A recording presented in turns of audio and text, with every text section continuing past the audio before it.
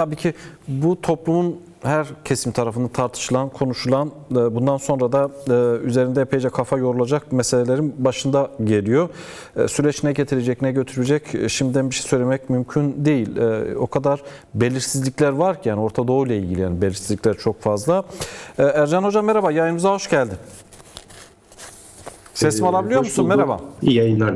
Çok teşekkürler. Şimdi Merhaba, Rojava'yı konuşuyoruz.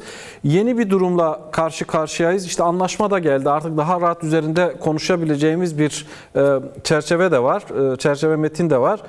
Bunu bir yorumlayabilir misin? Yani bu yeni durum bize ne diyor? Rojava açısından getirisi götürüsü nedir? Riskleri, fırsatları nelerdir?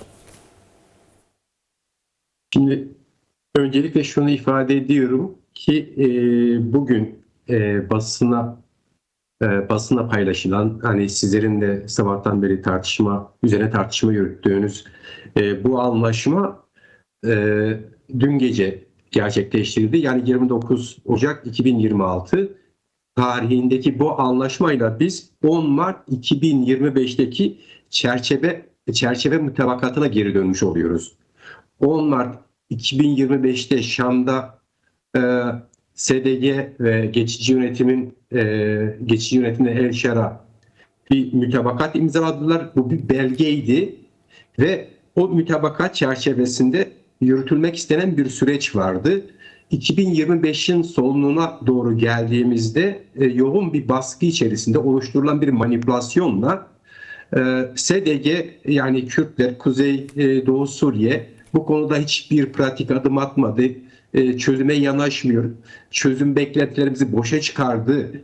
Üzerinde kurulan bir dezenformasyon ile adeta Kürtlere Kürtler yeni bir psikolojik savaş dalgasıyla karşı karşıya bırakıldılar. 4 Ocak gene masa kurulmuştu. Şam'da bir masa kurulmuştu.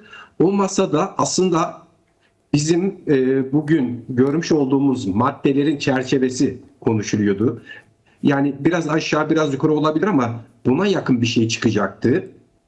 Bir müdahale gerçekleştirildi ve bizler bu müdahalenin kimler tarafından gerçekleştirildiğini de çok iyi biliyoruz.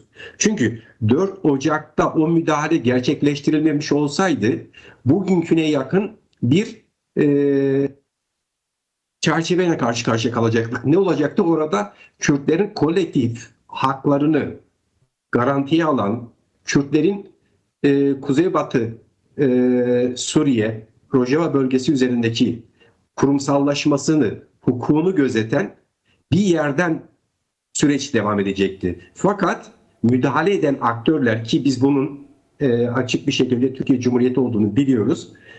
Onların müdahalesi Kürtleri Suriye'de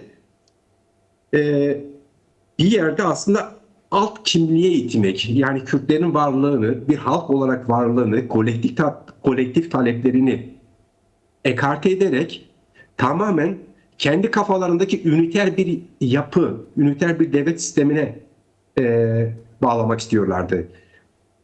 Ancak bugün 4 aşamalı 14 maddede oluşan anlaşmanın içeriğine baktığımızda Kürtlerin özellikle kolektif haklarını gözeten ileriki süreçte yapılacak anayasayla birlikte Kürtlerin görünürlüğünü sağlayan, anayasal güvenceye alan bir perspektif var.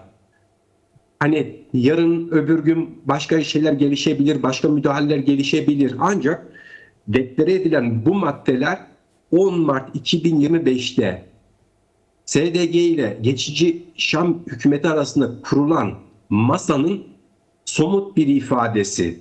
İlk kez açık, net, somut bir tabloyla karşı karşıyayız.